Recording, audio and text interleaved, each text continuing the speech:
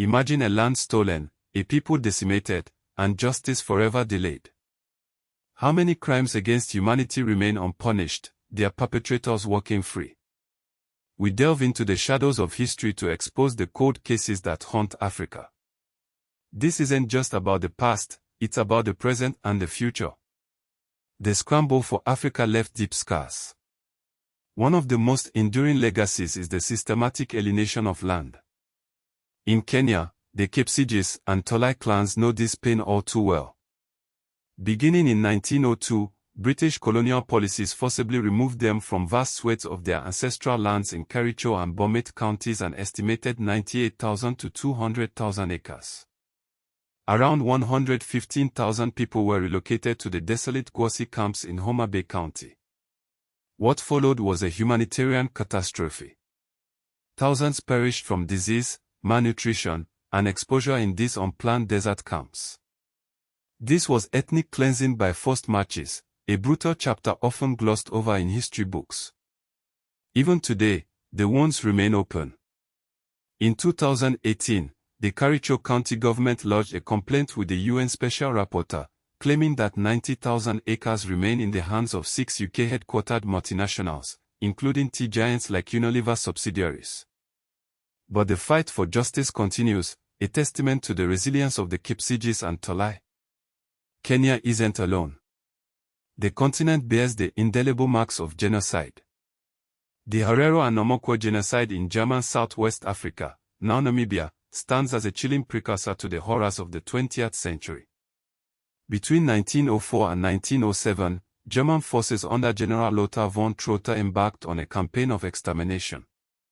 Tens of thousands of Herero and Nomokwo people, somewhere between 24,000 and 100,000 Herero and 10,000 Nama, were systematically murdered. Survivors, primarily women and children, were interned in concentration camps like the infamous Shark Island. Death certificates chillingly cited exhaustion from privation as the cause of death. Yet, the German government actively concealed the evidence. In 1926, the German Legislative Assembly ordered the destruction of the Herero genocide archives, delaying recognition for decades. While Germany has offered some financial assistance to Namibia, it has framed it as development aid, not reparations, sparking outrage among the Herero and Nomokwo people. The legacy of slavery also cast a long shadow. In the Cape Colony, Dutch settlers imported the first slaves in 1658. By 1806, when the British seized control, the enslaved population outnumbered the settlers. This system of forced labor created the economic foundation for a society built on inequality. The Act of Union in 1910 further entrenched the dispossession of African land, solidifying the power of the white minority. Even after the official abolition of slavery, exploitative labor practices persisted. The Masters and Servants Act of 1856 imposed taxes on African peasants, effectively forcing them into wage labor. A more recent tragedy highlights the cyclical nature of violence and injustice. The Rwandan genocide of 1994 was preceded by decades of ethnic tension and political upheaval. In the years following independence in 1959, Tutsi governments killed up to 200,000 Hutus. The seeds of future violence were sown long before, during the colonial era.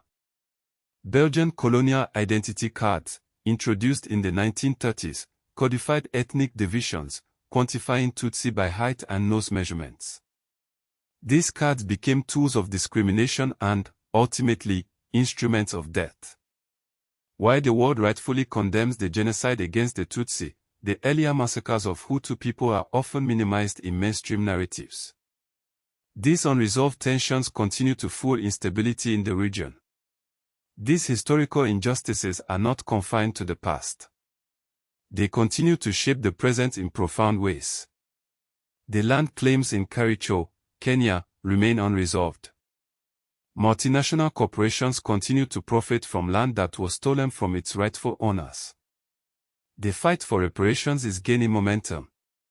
A recent UN resolution, led by Ghana, labeled the transatlantic slave trade a grievous crime, rejecting the notion that it was ever legal.